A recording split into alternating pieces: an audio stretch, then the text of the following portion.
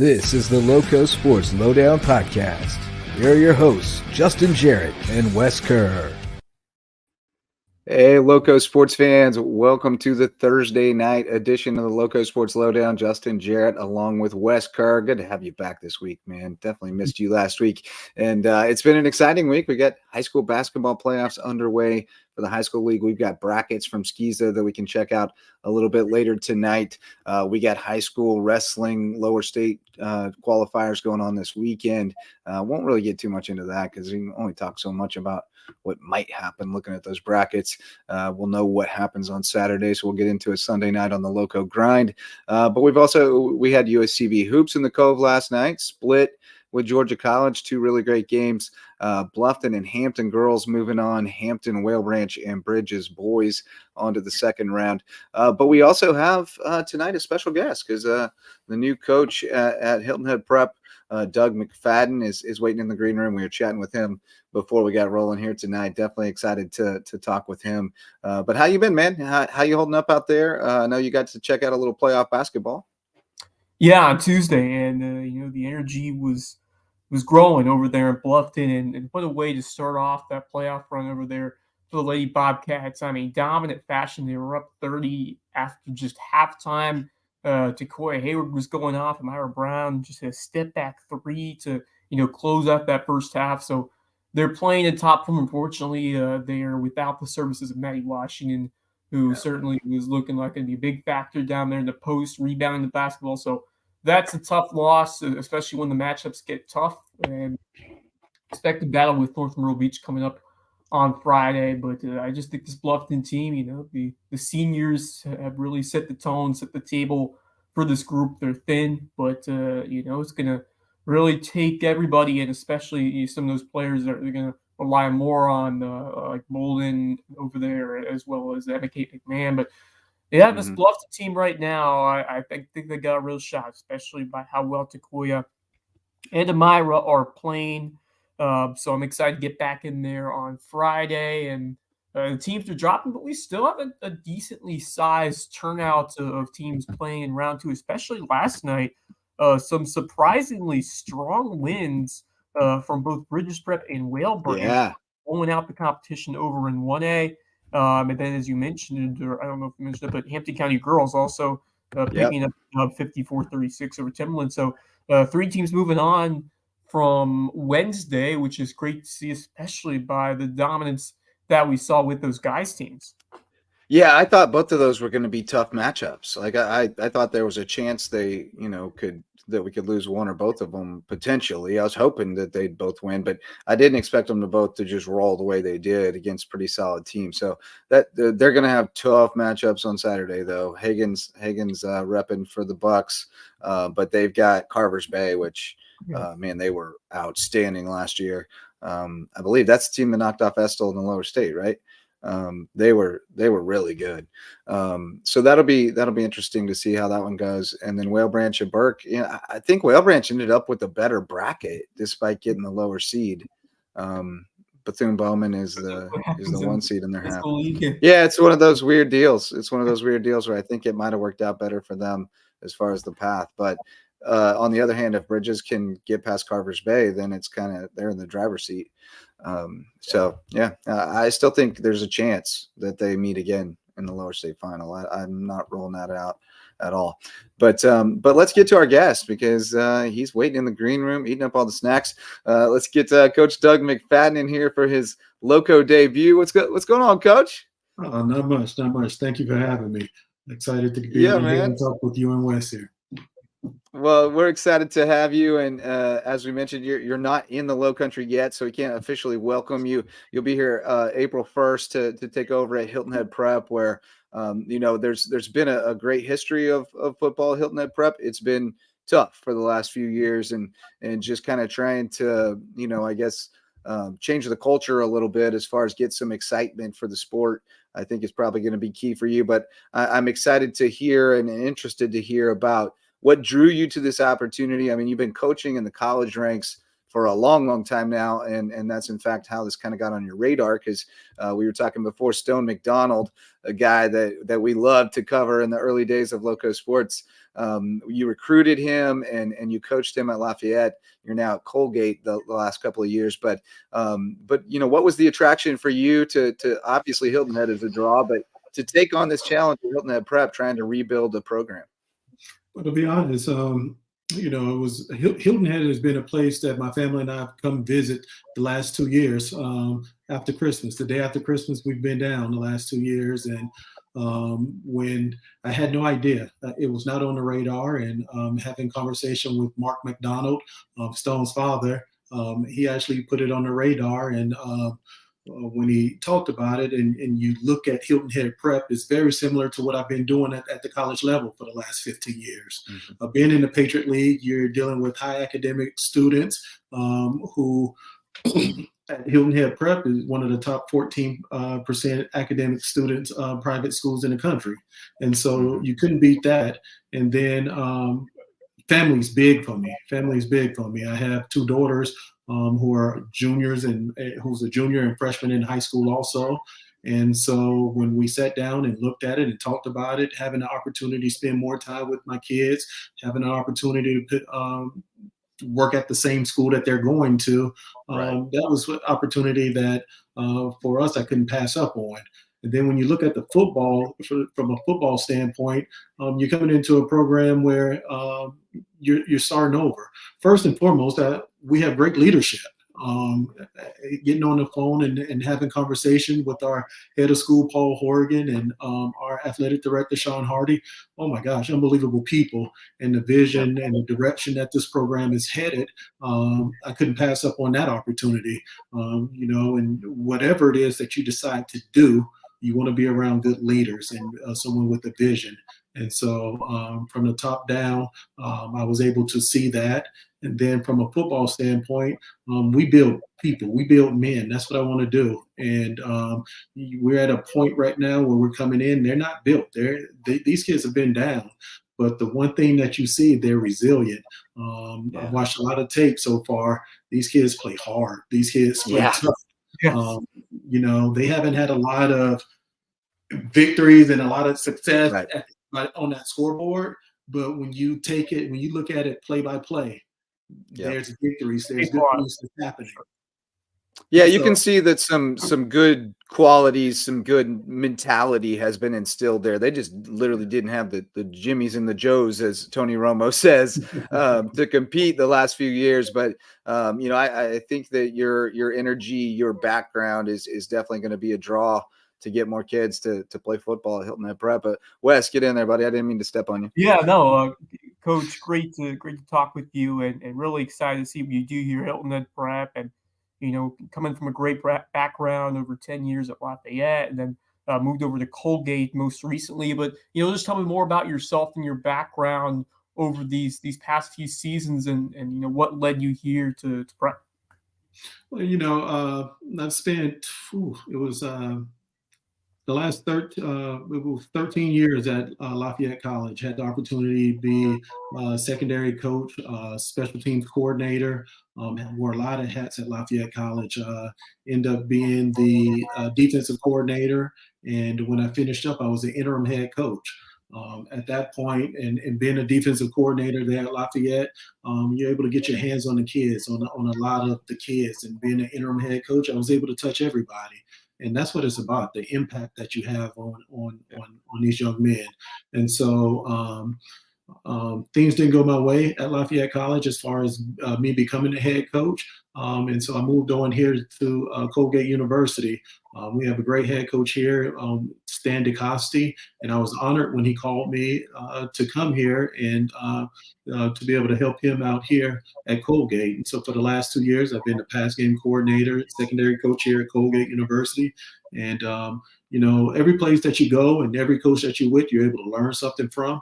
And probably the best thing, Stan's dad, his father is a longtime high school football coach, just retired in the state of Pennsylvania. And the one thing that I picked up from Stan is just how to build a program, culture. And when that culture, regardless of what that scoreboard says, we have a direction to go. We're going to stay the course. We're going to stay the course. And so, I had the feel from Lafayette College of being the head coach and wanting to have an opportunity to be a head coach. And now we're fortunate enough, I get to be a head coach at Hilton Head Prep in Hilton Head, South Carolina. I'm 2.5 hours away from home. I'm from Columbia, South Carolina, so to be closer to my mother, you can't beat it. And to be able to go to school with my daughters every day, you can't beat it. I get to be a head coach. It doesn't matter the level. I get to impact kids. Yeah, and you get to do it your way. You get to see a vision to fruition, and that's the beauty of it. I think is you've absorbed all that knowledge, all the places you've been, all the coaches you've worked with, and pieced it all together into kind of your own philosophy. And now you get to let it set sail and see what happens. So that's a beautiful thing, Coach. And you're definitely right on with, you just can't mess with happy and the opportunity for you to, at this stage in your kids' lives, to put them in a great academic situation and be able to be there by their side is going to be great. And I think you're going to definitely inspire a lot of kids to play football at Hilton Head Prep. Your daughters play sports. Are the Dolphins getting some athletes? My youngest daughter, she's a 3-sport player, but she'll be trying out for the basketball team and volleyball, and we have to figure something out for her for softball. Okay, yeah, there you go. Well, maybe you can get a softball program going down there in Sea Pines. That would be fantastic. Coach, talk a little bit about Stone McDonald. You recruited him and you coached him over there at Lafayette and kind of helped you become aware of Hilton Head Prep and, the past that it's had and the success that Stone had over here in Sea Pines. So just tell me more about your time and getting to know Stone and how that impacted you eventually coming over here to Prep. Well, first and foremost, I think anything that you do, you want to surround yourself with good people. And going through the recruiting process, getting to know Stone, he's a good kid, good person, period. And then he's a competitor. Some of the things that we're going to talk about at Hilton Head Prep is love, accountability, and competition. We want to compete on a daily basis, and that's something that Stone did. You go back and watch him in high school. He competed on the football field, on the basketball court. I mean, he's a competitor. And when he came to Lafayette College, he played defense. He played DB for us, and so making that transition was easy for him because he competed. He tried. He wanted to get better. It didn't happen overnight. By the time Stone left, he's played a lot of football at Lafayette College, and those are the things that you look for over the course of time. Just being able to give a kid an opportunity, and then he sees he did it himself. He did it himself. He made himself into a very good college football player. Yeah. I had a thought and I know what I was gonna say. Sometimes with a guy coming from college, coming down to a small high school setting like this, it can be kind of culture shock because you've been accustomed to, having a big staff or not wearing many hats. But it sounds like, and looking at your resume, you've been used to wearing multiple hats. And in fact, right now you're coordinating the passing game on offense and you're coaching the secondary on defense at Colgate. So it sounds like that's not really going to be a big adjustment to you. You like kind of having your hand in all the pots, right? Well, I'm the defensive pass game coordinator, not on offense. Okay. Just on defense. Okay, I got you. I was going to say, dang, man, that's yeoman's work right there. Just defense, but I worn a lot of hats, being a special teams coordinator, along with the defensive backs. And I've coached a lot of small ball.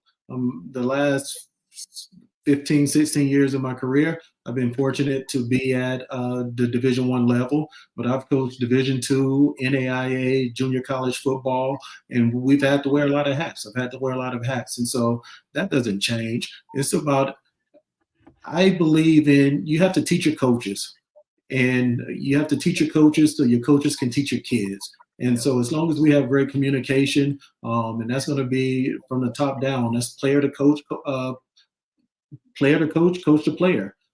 Everybody has to communicate. And as long as we're on the same page, we're good. And like I said, we have great leadership with Sean Hardy and with Paul Horgan.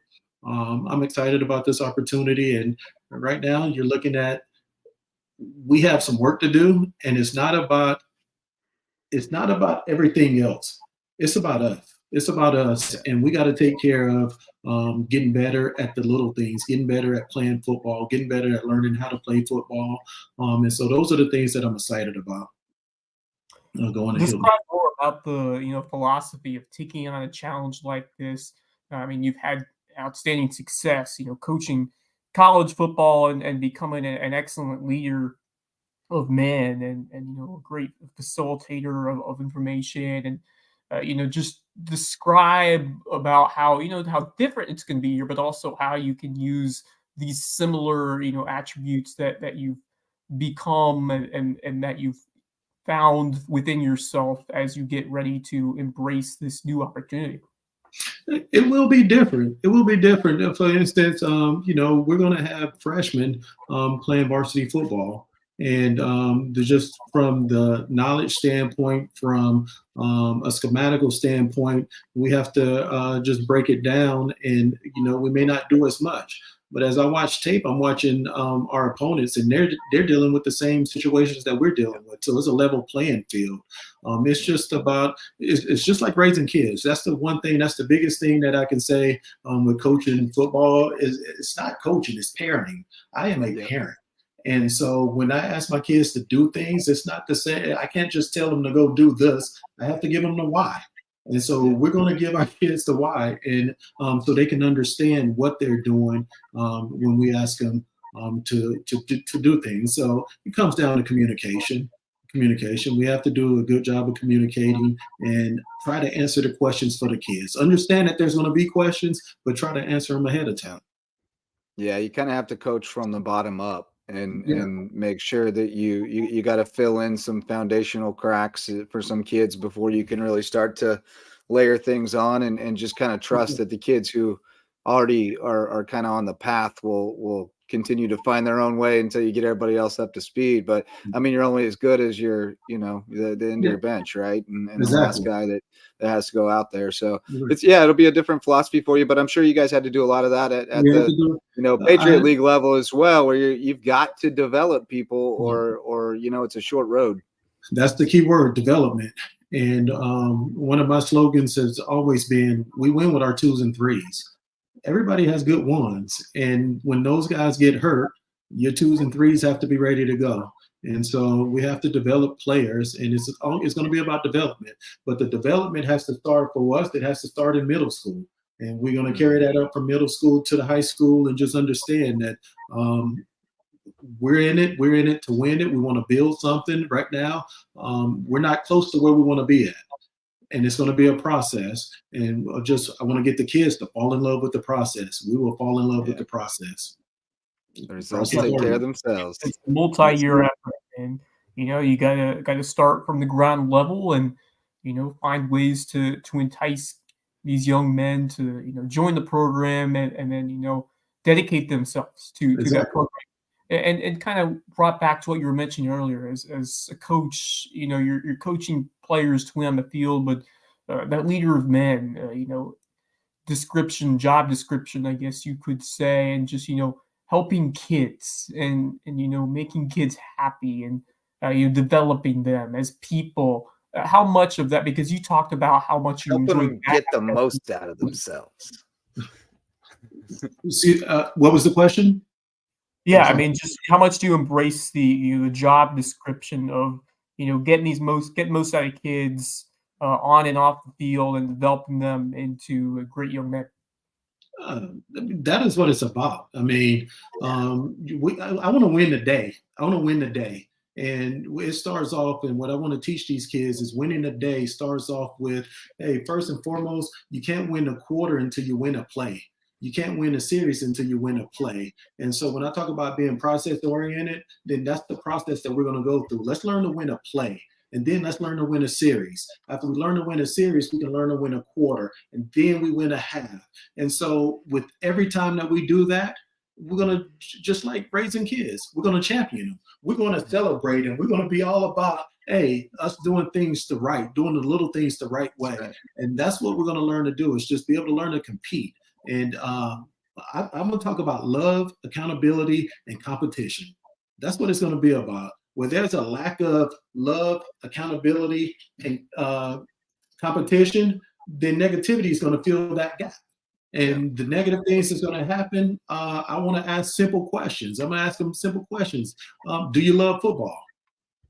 If you love football, you'd have came to practice. If you love football, you'd have ran harder. If you love football, I'll put it into their lap.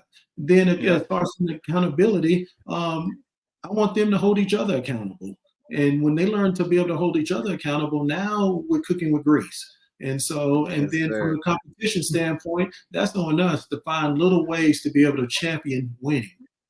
If you don't know how to win, if you don't know what winning feels like, oh my gosh, we got to get that feeling.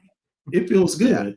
They've walked off that field too many times with their heads down and I'm close or whatever. Yeah. Let's learn how to win, and that's what we're going to end up doing, regardless of the grade level. We're going to champion winning and competing. Yep. And once you get a little taste of it, man, it is addictive. You don't want to go back.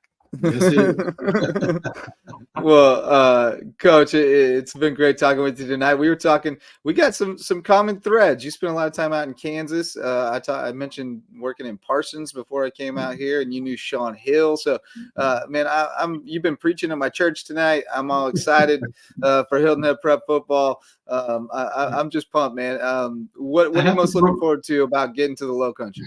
Well, I have to throw one more name out at you. Do you remember DeAndre Morrow? DeAndre Morrow from Hilton Head Prep? From Hilton Head Prep. Yeah. Mm-hmm. Yeah. Coached him when he was at Lafayette College also. He was the first Dolphin I ever ran into. And so, DeAndre was on, I want to say he was on that first state championship team that I covered at Hilton Head Prep that won it at Orangeburg against Carleton Prep and had to be 05, first year I was here. He had jets, man. That guy could fly. He could absolutely fly. But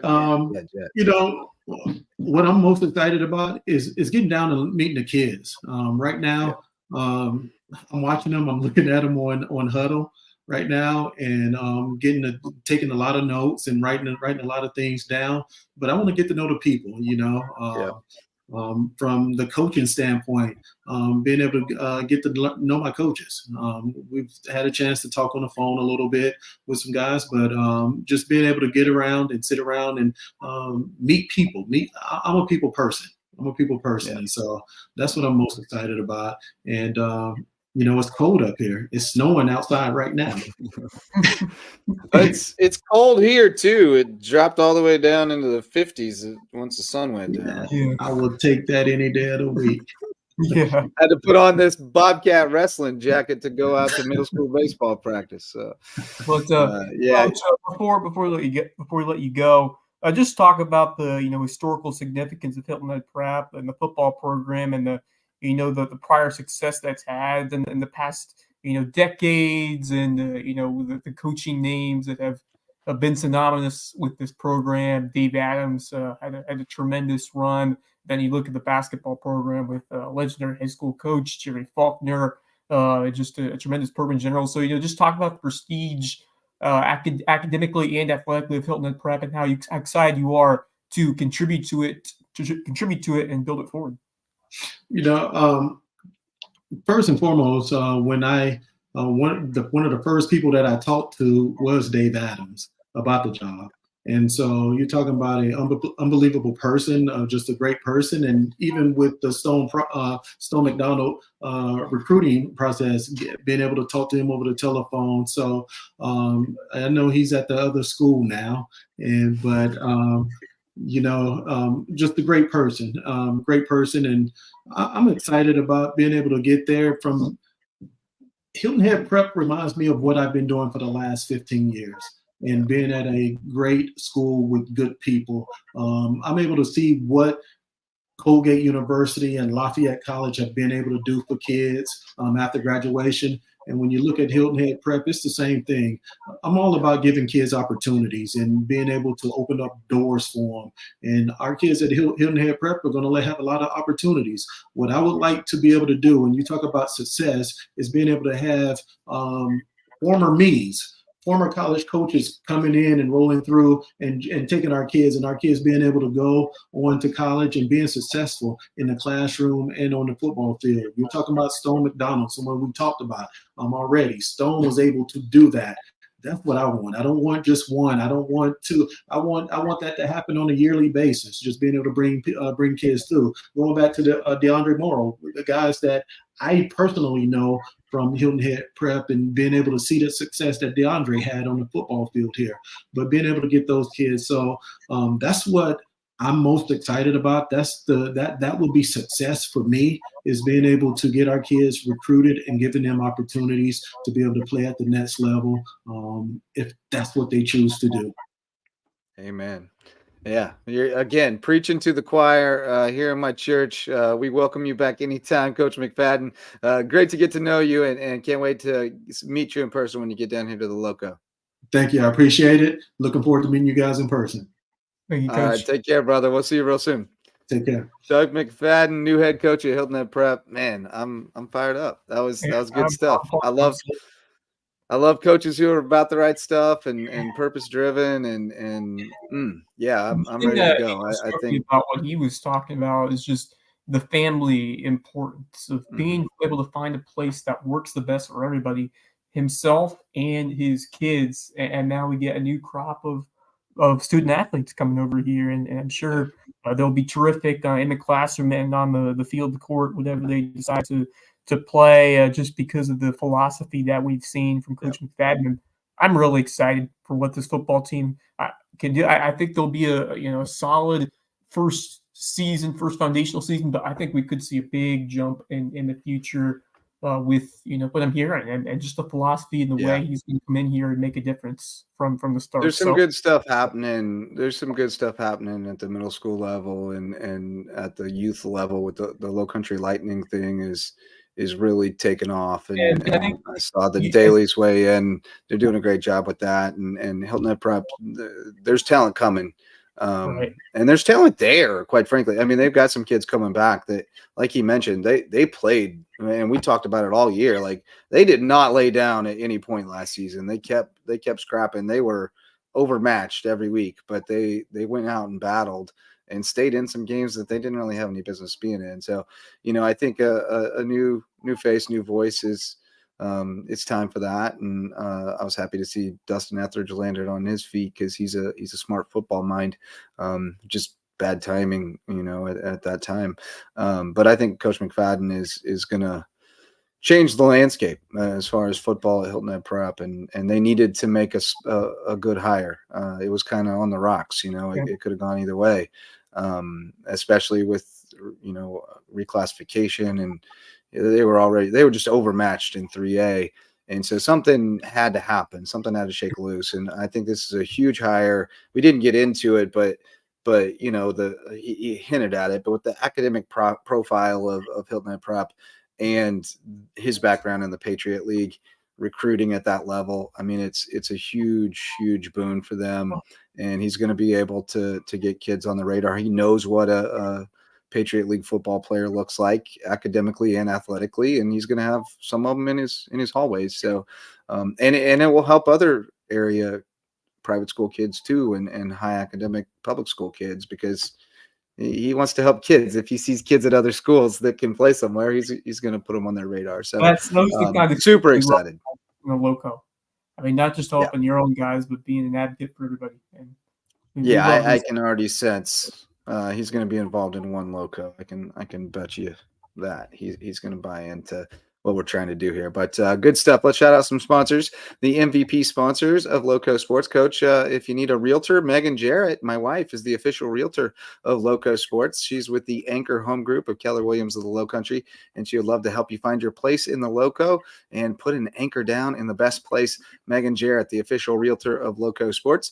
And when you find that home, we'll call on Homegrown Home Inspections, official home inspectors of LowcoSports, to make sure you're making a great investment. My guy, Jan Lucas, and his team will look it over from top to bottom and ensure that you don't have any problems when you're buying a new home. Mickelson Law Firm is the official real estate closing attorney of LowcoSports, our original sponsor since 2017. We love Ryan and Tiffany and the Mickelson Law Firm team. Call on them for all your legal needs. and hospice care of the Lowcountry official hospice care of LowcoSports, and the only not-for-profit hospice care in Southern Beaufort County. I filled in for my girl Sharonica from hospice care at B&I this morning, and I got to say nice things about them. They got Yacht Hop coming up, so if you don't want to miss the party of the year, I mean, it's on par with like the Heritage Saturday at the Heritage. It's right up there, and it's way harder to get a ticket for Yacht Hop. So get a ticket right now if you don't have one. Make sure you don't miss out this year. Hospice care of the Lowcountry, where it's not about dying, it's about living. And Wes, we've been talking about this crossover season stuff, and it's upon us. It's soccer season, football season, as our friend in the green room calls it. We welcome Misa Garzon to the show. What's up, buddy? Hey, how's it going, guys? Going. Hanging in there? Yeah, doing good, you've been working overtime. You've been, manning the fort over in the deep end for basketball and wrestling, and now it's soccer season, so you're out there battling the sand gnats. But how's it looking out there for the Sharks so far? Pretty good. We had a scrimmage tonight against Buford, our third scrimmage of the preseason, so had a good result, 3-0.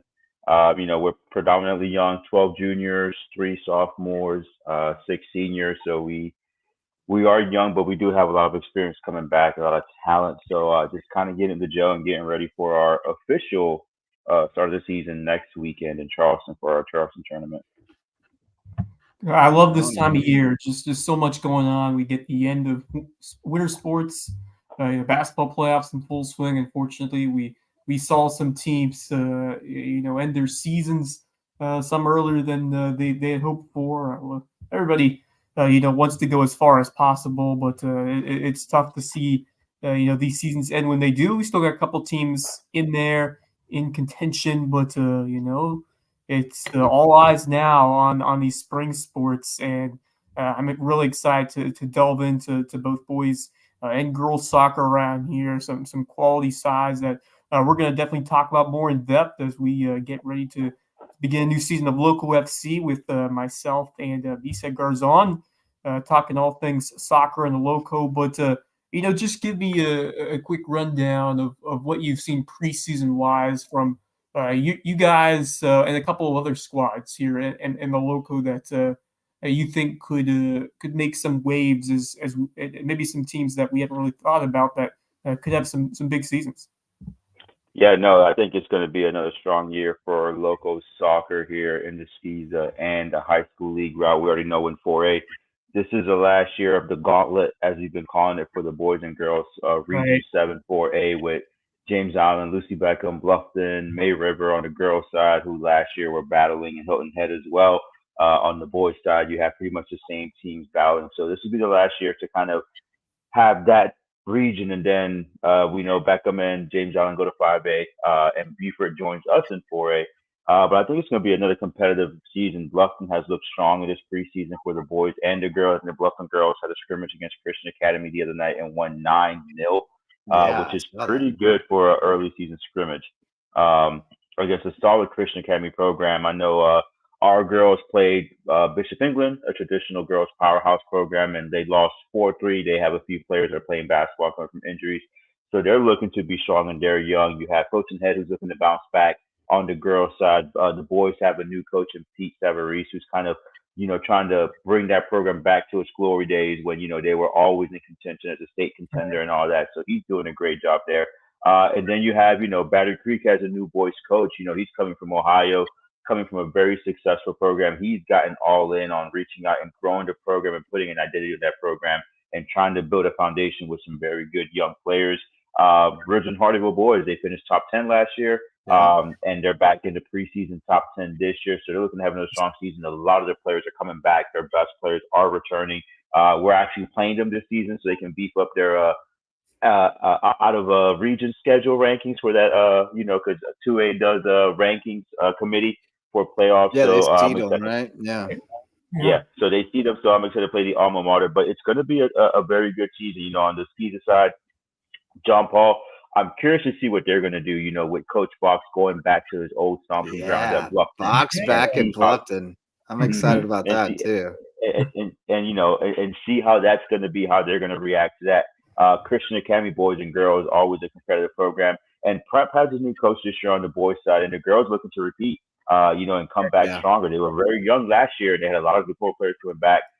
So it's a lot of changes, a lot of good things that are happening, and I'm excited for what the Locals going to do in soccer this season. And it's going to be a fun season, and I want to hear about your takes on this Beaufort squad that went all the way to the 3A state title game. A thrilling run all the way to the final. What do you expect to see from them, and do you think they could pull off another shocker in 2024? Yeah, no, seeing them tonight for the first time, they are a new squad. They have a lot of new players. They graduated a ton of kids, but they're still what you expect to be for. They were very physical with us tonight. They made us work. They made us struggle, and that's what they do. They make you struggle. They frustrate you, and they were doing that with us for the most part tonight. Their keeper had a phenomenal game tonight, just great. They have a sophomore midfielder who is very, very solid. They scrimmaged Beaufort Bluffton, I'm sorry.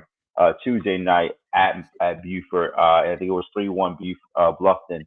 But they should be solid. I mean, it's going to take some time for Coach Rollins to get those kids in gel because they're young and they're younger and they're new. And, after making such a Cinderella run to the state championship, going to Waccamaw and Lower State and winning in the way they did, losing the players that they had with the experience of the football players who won a state championship and all those seniors that they had, it's going to be tough to rebuild, but I think they're going to be strong. They're going to be solid. They're going to be right there in contention for the region with Philip Simmons. Once again, Hanahan is set to be a strong team this year as well. So they're going to have their hands full, and the young upstart Battery Creek as well is going to give them a run for their money. So it'll be challenging, but I think they're going to have a solid season. Will they make it through the playoff run this year as last year?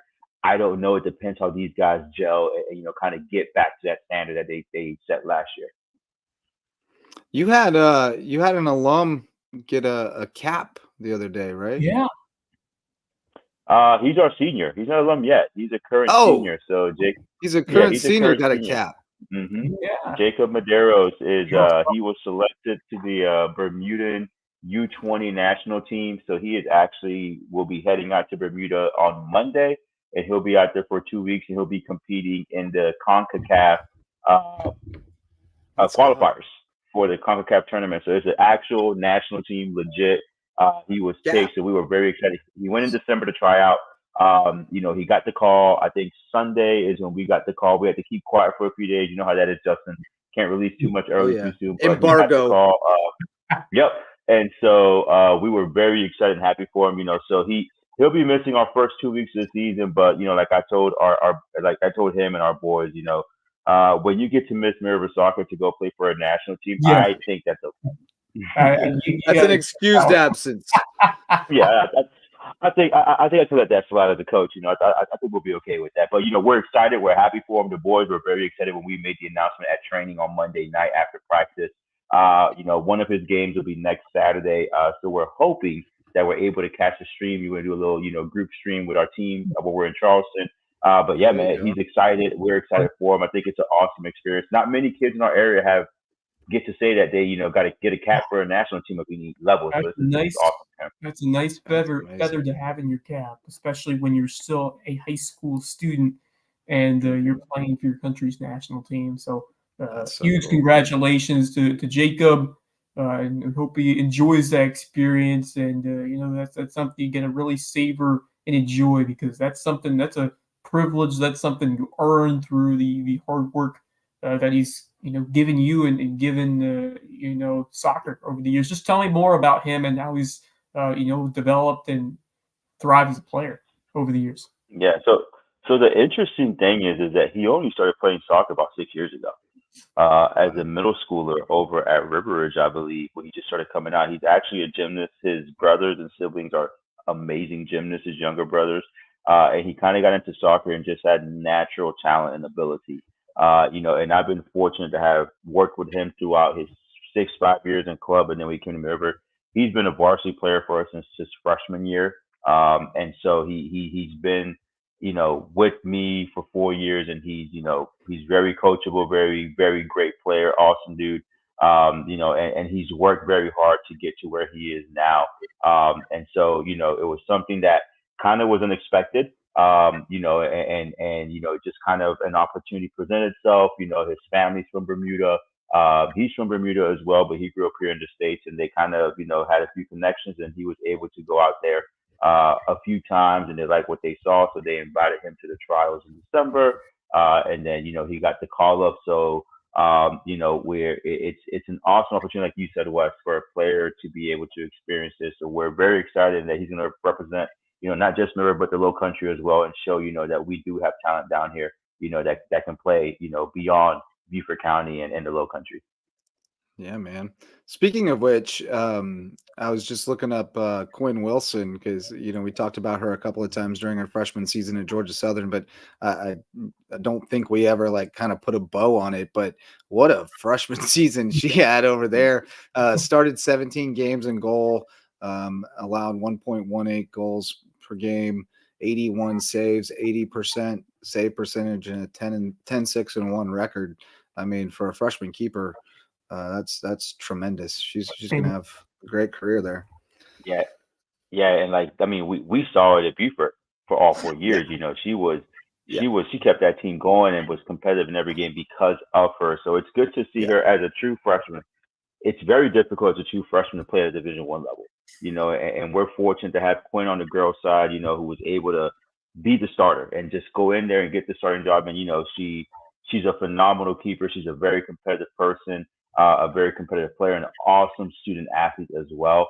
So, you know, it was very cool to see her. And we also have a former member alum as well on the boys' side, KJ Pierre, who's also transferred there this past fall, and he was a starter as well, getting solid minutes. So it's good to see our players, you know, kind of playing at that next level, and not just playing, but being successful as well. So it's pretty awesome. Speaking of former players, I'm not sure if it's still accurate, but do you have guys that have played here in your coaching staff? Tell me about you have on. You got a whole bevy of alums on your coaching staff, don't you? Yeah, I think I'm getting close to Coach Bonneville's coaching staff numbers with how many coaches I have. We have 6 coaches on our staff, and 3 are May River alum. So, and all 3 were a part of our state championship team. So we got Nick Lewis, who joined last year he's a young coach. He graduated college, played 4 years in college, and now he's back here on the coaching side. Colton Biney, who was graduated 2 years ago, who had the nasty leg injury against James Allen a couple of years ago. So he's been with us ever since he graduated. So last year and this year, he's kind of my strength and conditioning guy because that's his thing. And he does a phenomenal job with that. And then this year we had Nawel Mieres, who's also a alum of our state championship team. He was a junior when we won a state championship, and then he got COVID year, his senior year. He's joined us. He wants to get into coaching. So it makes me feel old because I have 3 literally players I used to coach, but it's good. For me, it's good to see that because, you know, it's always great when you have alum that want to come back. And Mikey, who's back in town, he'll also be working with us throughout the season with some training and stuff as well. So for me, I take pride in it. You know, at some point, I'm going to have to move forward. At some point, move on, you know, whether it's by choice or by force. But I want to be able to have these coaches prepared that, you know, it would be great for me that when it's time for me to go, a May River alum takes over this program and just takes it to the next level from what we have. So I'm excited. I'm going to get some nasty eyes from coaches and programs because I have more coaches and some programs that have total coaches and boys and girls. But it just speaks to what we do here, man. And I'm big on young guys getting the opportunity to go into the coaching endeavor. We need more coaches in all sports, so I'm all for it. And these guys have bought in, and they, you know, they've been there every step of the way and helping us, you know, give these players an experience of a lifetime like we love to do, you know, in our sports. So yeah, I'm old though. I'm old. Right. Well, that's why you need these young bucks around so they can, you know, they can be your anger translator to the young fellas and let them know, like, look, he's mad right now. He used to do this all the time. It's okay. It's okay. They can be your whisperer. So and bridge the gap to the younger generation. They can also fill you in on all the lingo so you know what's going on. You know, absolutely. People are rizzing people up and stuff. Mm-hmm. Yeah, like there's stuff that I'm like, what are y'all doing? What are y'all talking about? Like, oh, coach, this is what this means. But yeah, man, it's awesome. It's awesome to have it, you know, and it you know, when with stuff like that, you worry about the dynamic of the players and the young coaches, and you know how it's going to go because some players, you know, can't differentiate. Like, hey, you're a few years older than me. But we haven't had that issue. Fortunately, our players understand the difference of them as coaches and respect them as coaches, and our coaches understand, their role now. And it's funny because we'll sit and chat about things like, oh, when I was a player, Coach Misa used to do this, and he's still doing this, and now it makes sense. They're looking at it from the other side, so they're in those conversations where we're looking to see, okay, who's my starting 11, who's my rotation, what are we looking at, what are we working on, and just kind of seeing their faces like, oh, trigger to back in the day when it was like, I remember when I was a player and I would get upset about this, and and then I'm like, hey, go talk to those guys and let them know how it is. Like they get frustrated about stuff and they'll be like, look, man, Coach Misa has been doing this forever. Like, you got to understand what this is for. So it does make my life easier, my job easier. But I told them, I would love it if all of them one day are coaching all the teams in this area, and just have maybe we're all over. But yeah, man, hopefully more of it happens. I hope to see alumni in all areas because I do think they have a very strong soccer culture here in the Loco. And hopefully, as the sport continues to grow with the World Cup coming up and Copa America coming up, we get more coaches and more referees as well. So I have a few young guys who are also interested in refereeing. So hopefully, we continue growing the sport that way. That's two years away from the World Cup. It's crazy. It seemed like a long time ago when it was first announced that the U.S. would host it alongside Canada and Mexico. Yeah, Wes, I think I can get Justin to convince him to have us Loco FC do a World Cup podcast and just pay for all of our expenses for a World Cup game. We can make that happen. You can. You just go get the sponsors, and we'll make that happen. You go get the sponsors for that, and we'll send you guys out. Sure thing. But appreciate you, Misa, and definitely I don't look forward to fighting the no-see-ums, but I do look forward to seeing you back on the sideline. It's always a good time. Yeah, absolutely. I'm excited. Loco FC, we're going to have season 3. I can't believe we're doing 3 years, Wes. I think we're doing a good job. Season 3 will start soon. And yeah, definitely come out. This weekend we have our JV soccer tournament. If you have nothing to do, support our youngins. We have 10 teams this year participating. And yeah, man, it's going to be exciting. The Nats were out in full force tonight, Justin, at the turf field. I thought the turf was going to help. Nope. No, it's not helping not a lick. No, it doesn't matter. Yeah, I was over at baseball practice at Bluffton High School, and they were out fiercely. I was covered up head to toe, but they still got me all over my hands. Yeah, you still got a big gnat here too. Like you gotta get rid of that. It's right there on your chest. It's wrestling. Hey, Coach Nutter hooked me up. Okay. Coach Nutter hooked me up. Okay. It's wrestling. Okay, it's wrestling. Coach Nutter hooked it up. Hey, good luck to the wrestlers this weekend in the lower states. Yeah. We have a lot representing from the Loco as well. So a whole bunch. I'm learning wrestling, guys. I'm gonna have it one day. One day I'm gonna get all of it. Well, you're a luchador, Yeah. Rey Mysterio. Yeah. Top rope, flips, and then I go home because I'll probably tear a muscle. Well, hey, man, great talking with you. We appreciate you. Get some rest, and we'll talk to you real soon. Absolutely, man. See you guys later. Thank you for having me. All right, Misa Garzon, May River Boys Soccer. Great dude, co-host with Wes Kerr of the Loco FC podcast, coming back real soon. So looking for sponsors for that. If you would like to help Loco FC come back for season 3, hit us up and we'll put together a sponsorship package for you and splash your name all over that thing and let people know who's making it happen here on the Loco sports scene. Speaking of which, let's shout out some sponsors. The varsity sponsors of Loco Sports, DDS Web Design, building, hosting, and maintaining websites for businesses and nonprofits that get results. So if you need to get found online so you can do more and think bigger, call on DDS at ddshhi.com. Parker Law Group, serving legal needs across Colleton, Jasper, and Hampton counties for years, and now they're on board with us as a varsity sponsor to help us continue to expand our coverage in those counties and shine a light on more deserving teams and student athletes.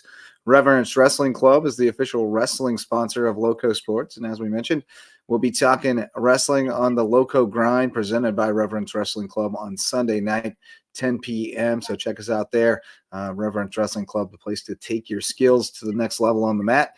And Dr. Ambrose Cole at Rooted Living Wellness is the official chiropractor of Loco Sports, my favorite chiropractor, Dr. Ambrose. He's a fellow Mizzou grad and just a great dude. He's got a great outlook on life.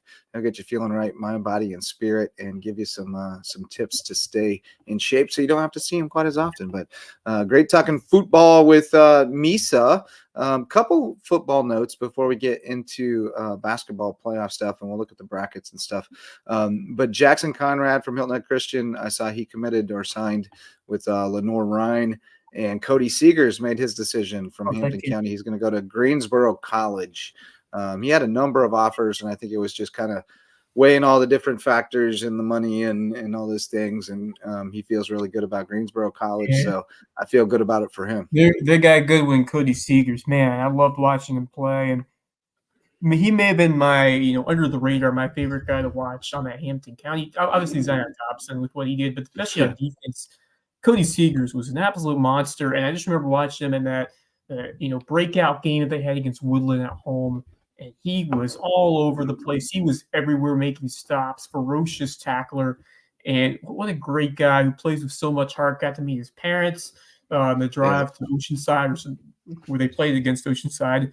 And, man, just love that kid. And he's going to do some big things over there. What a great opportunity for him to step into a big role at Greensboro. And Jackson Conrad, a big part of that Hilton Head Christian Academy state championship team heading over to Lenore Ryan. Dude's a tank. Yeah. He's a tank. He's so strong.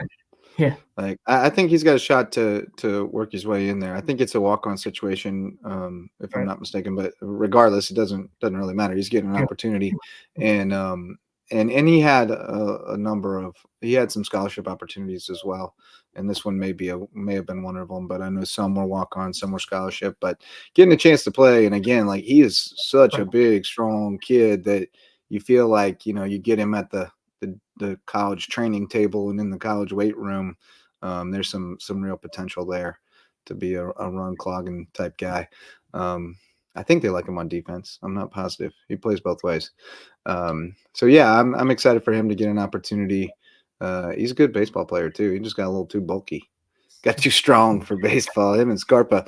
But no, great to see more guys getting chances. And I think we've still got a few more that are weighing decisions. So especially a couple more guys from Hampton.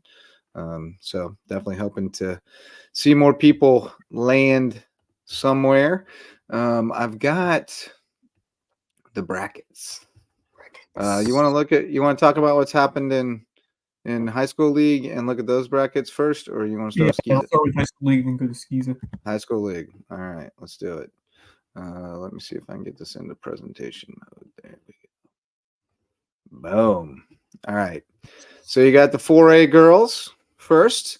Bluffton rolled against Richland Northeast. So now they've got a tough one with North Myrtle Beach. This is not going to be a cakewalk by any means. And if they get past that, they got either Hartsville or Ridgeview. So the next two are going to be tough. Yeah, it's nice to be able to play at home, because remember in round 2 last year, they did not play at their home court. They played at May River. That's right. That's right. A tough situation there, but they get to be home this time on a Friday night.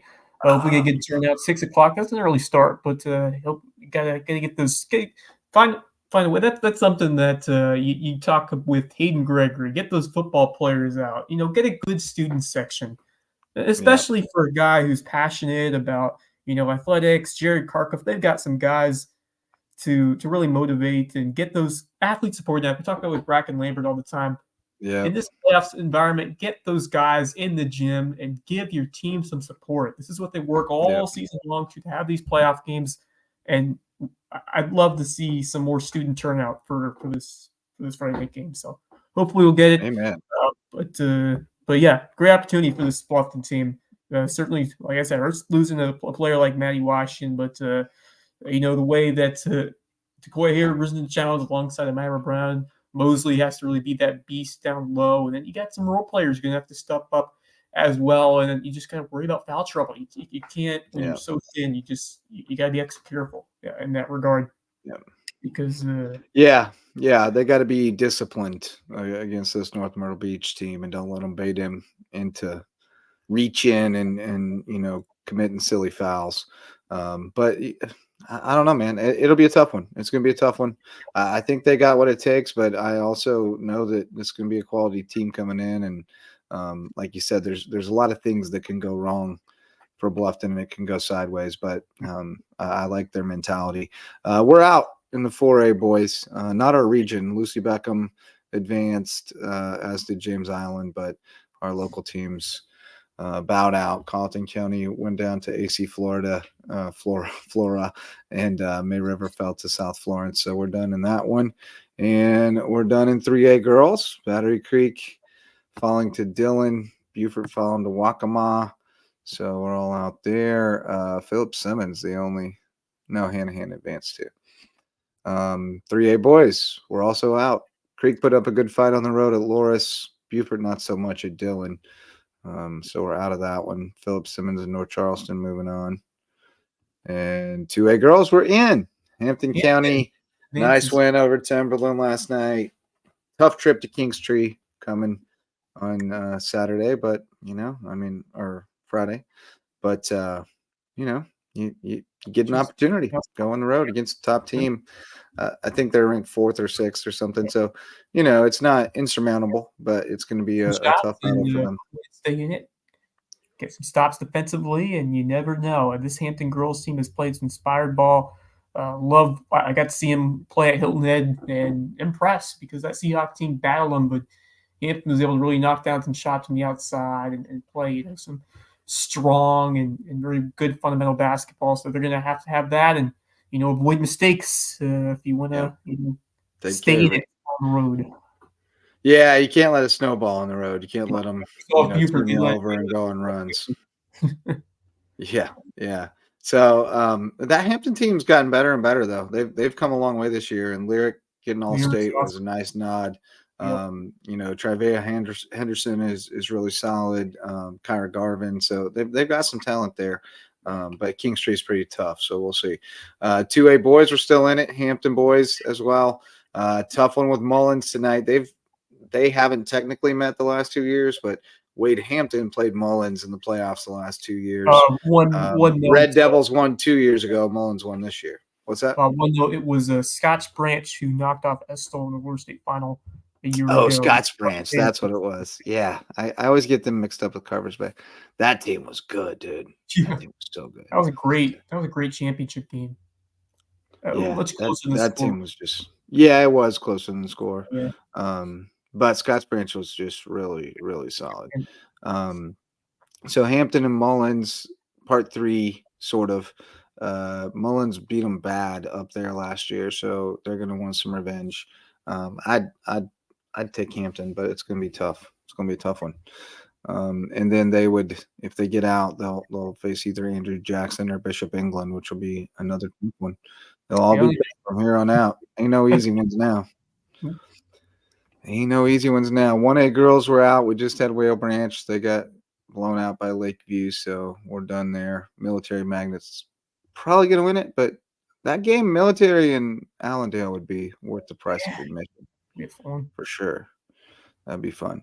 And we are all up in this 1A boys bracket. Yeah. We got Bridges Prep with the trip to Carver's Bay. I'm glad that's not Scotts Branch, and then I was confused about that. Because I was thinking, oh man, if it's those guys were good. So Scotts Branch will face Bethune-Bowman, though. I wouldn't. That's a toss-up game. So as I said earlier, I think I like Wales. Like their path better a little bit, but then again, Bamberg knocked off Lakeview, the 1 seed, so that kind of tossed things up. All 4 of the Region 7 teams advanced, and I think that bodes well as far as just we thought this was a tough region, and this seems to indicate that we were right. The depth, every team, the competitive level, it's been so high in Class 1A, been very unpredictable. So it gives a chance for any of these teams really to make a run. And all it takes is it's going to be chaotic for sure. It's chaos. It's fun. What we love about it. But let's flip it over to the SCHSL. We'll take a look at the SCHSL. Well, I guess I'm starting with 1A boys because that's where I am. 16 teams in the 1A boys bracket, which is wild to me. I didn't even know there were that many SCHSL 1A teams. You got some that I never heard of. St. Elizabeth Ann Seton.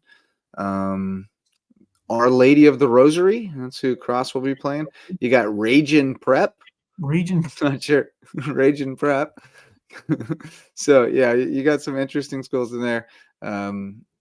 Cross, I hope I asked Doc if he had a scouting report on Our Lady, but he didn't have one yet. So not sure what to expect there. But they'll get after it on Saturday. Friday games are the girls. The girls start tomorrow in 1A. Cross against Wardlaw Academy. I don't suspect they'll have too much trouble. I think Curtis Baptist and Lawrence, I think, are the two toughest teams, and they're both in the bottom half of the bracket. So I got Cross penciled into the finals. I got them going all the way. Although I did too. I got them winning it all.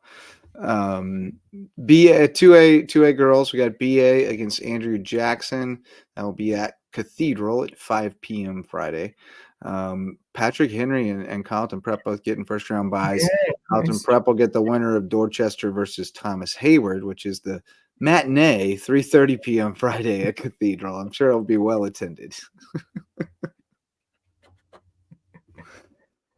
Can't imagine too many people are going to Cathedral at 3:30 on Friday for first round game, but Thomas Hayward and Dorchester will be doing battle. Winner gets Carlton Prep. Patrick Henry.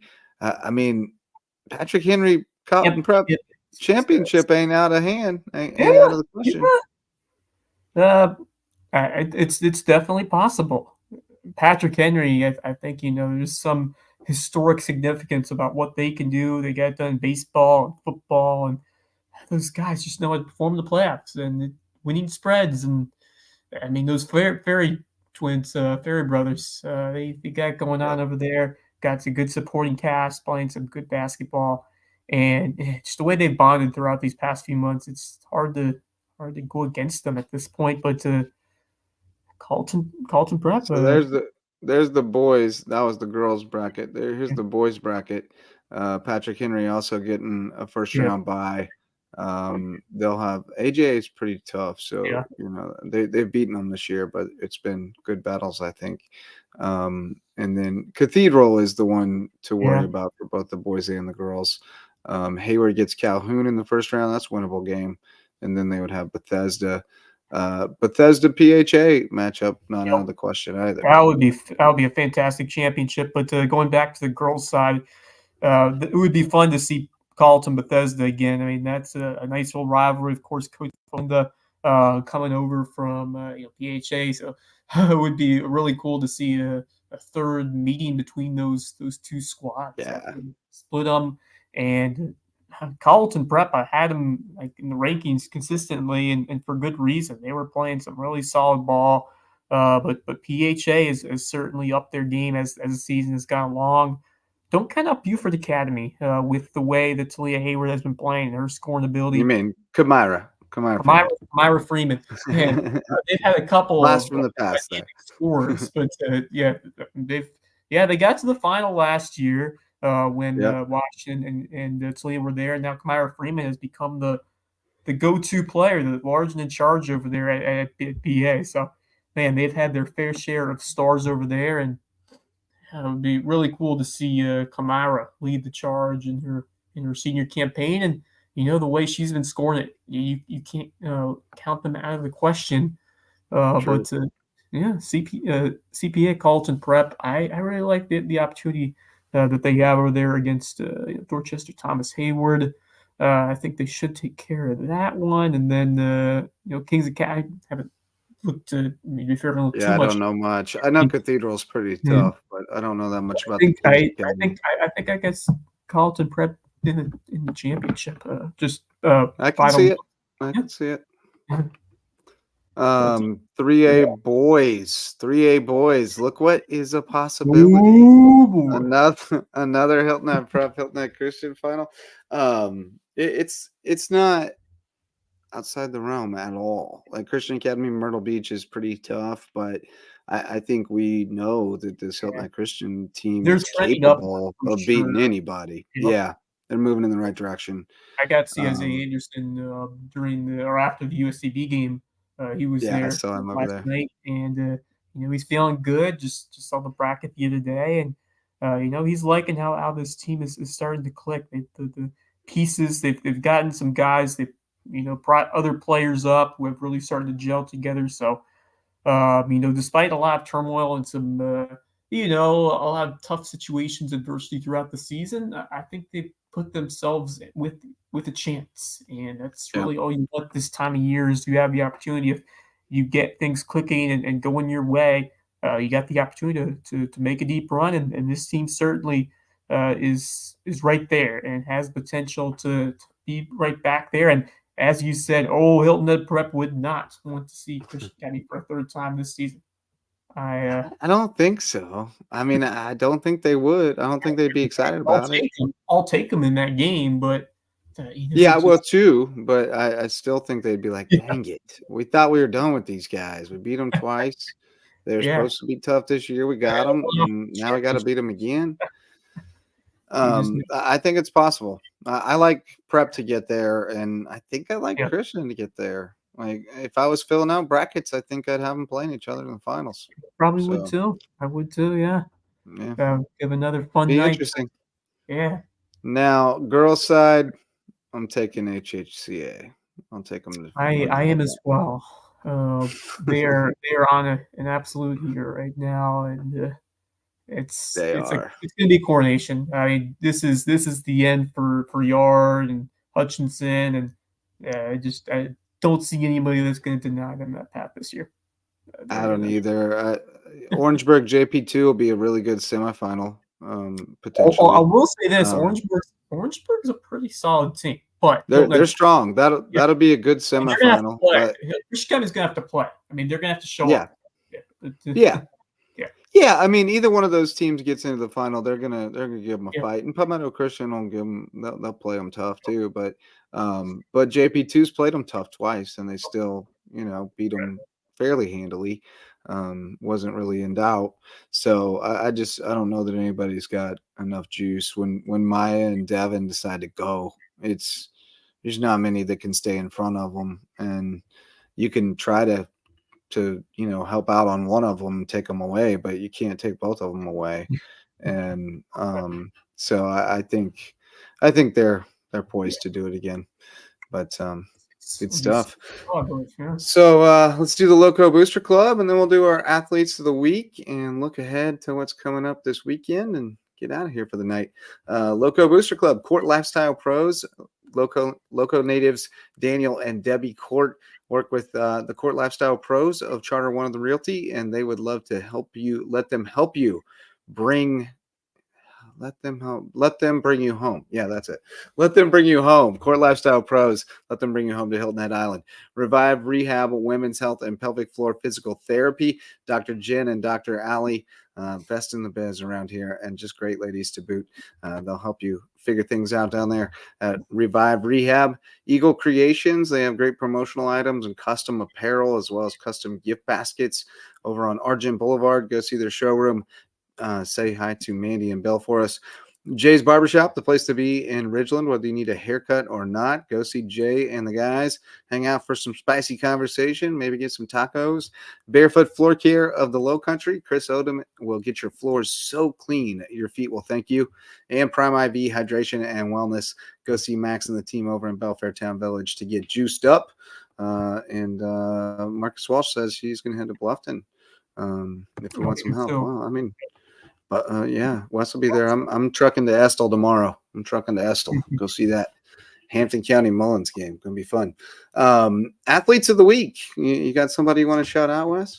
I got a couple. I'm going to start with the girls' side and go with the young woman who just threw herself a no on the softball field. Sierra Kinlaw. Got to give her a shout out for the no-hitter blanking Savannah State. That softball team has gone on a heck of a run to start the year, off to a 7-1 start, a bunch of run roll victories. That's going to be a fun team. Can't wait to see them in action. I haven't seen them yet, but They got another busy weekend of games. They got two each against Mount Olive and West Liberty over in a tournament in North Carolina. So wish them the best of luck and congratulate Sierra Kinline. I can go down and listen to a couple of position players in that line because they are raking over there. Jaden Goodwin.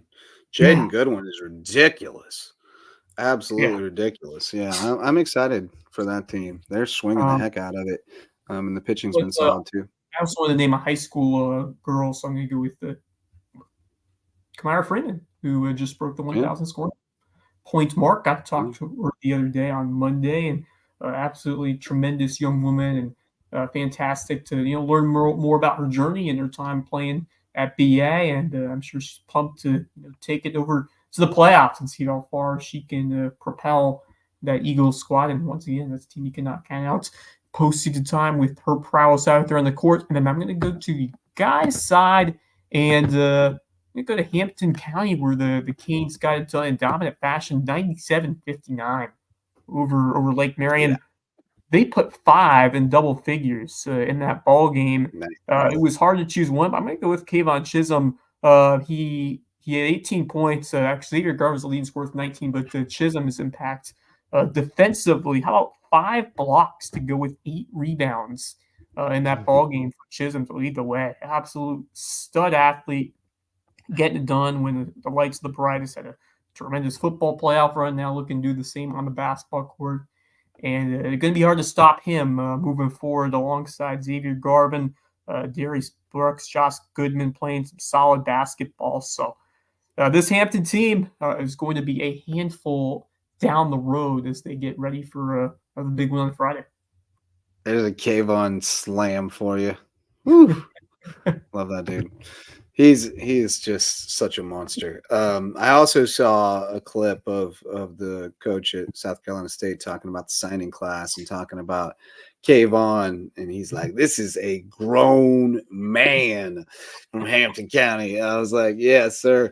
No, they're really excited about him there. Those are all great picks. I'm going to follow your lead and go one USCB and one high school girl.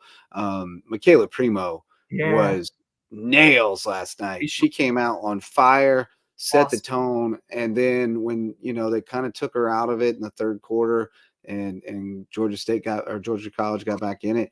But when she took over in the fourth, when they needed a bucket a couple of times, she went and got one and just really propelled them. And I thought it was cool because she was going against her high school teammate Hannah Kale. They played together at Calvary Day. They were part of a just dynamic backcourt, and as I was prepping for the game, I noticed that, and I was like, "Oh man, Primo's going to go extra hard tonight," and she had it going on. She had it going on last night. It was special. Had 21 in the first half. I think she finished with 25. So that was awesome to see. Great win for the women.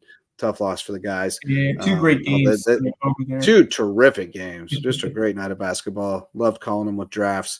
And then I got a shout out to Koya Hayward again because once again, I mean, just carrying them. I know Amira had a huge game too with 25 and 9 boards, but Koya 29 points, 12 rebounds, 5 assists. Passing. I mean, that was really what impressed me most. Obviously, she was shooting the lights out and made a couple of threes in that first half. But you see some of those dimes that she dropped throughout that ball game. I mean, ridiculous. I mean, just she made 4 threes too. We talked a lot early in her career about how she needed to develop that outside shot better, and she has worked at it, and it's a lot better now. So definitely got to give her love. And then on the guys' side, let me see because I don't know if they have stats up yet, but I wanted to shout out some of these Whale Branch fellas. I guess Lamar wasn't that good this year. Nope, no stats from Whale Branch. How about let's try Bridges Prep? It's a crapshoot. Let's see who gets shouted out. Nope, no go. So I can't really shout out either of those teams, but I will say I'll shout out both of those teams. I mean, just really, really solid showings in the first round from teams that we kind of thought were maybe vulnerable, and they showed us otherwise. I think they're both uber talented, uber athletic, and I think if they can just kind of play disciplined and keep it together for another 3 games, another 2 games, then we could see them play each other again in the state finals. I hated that we couldn't get out to Bridges last night. I wanted to get over there, but we had the USCB games. It'll be fun potentially afternoon, evening, whatever the payback game against each other in Florence. That would be at the Florence Center, right? Yeah, that would be outstanding. I'd love to see them get to that lower state, cool. that lower state final. Speaking of athlete of the week, how about Caitlin Clark making history tonight?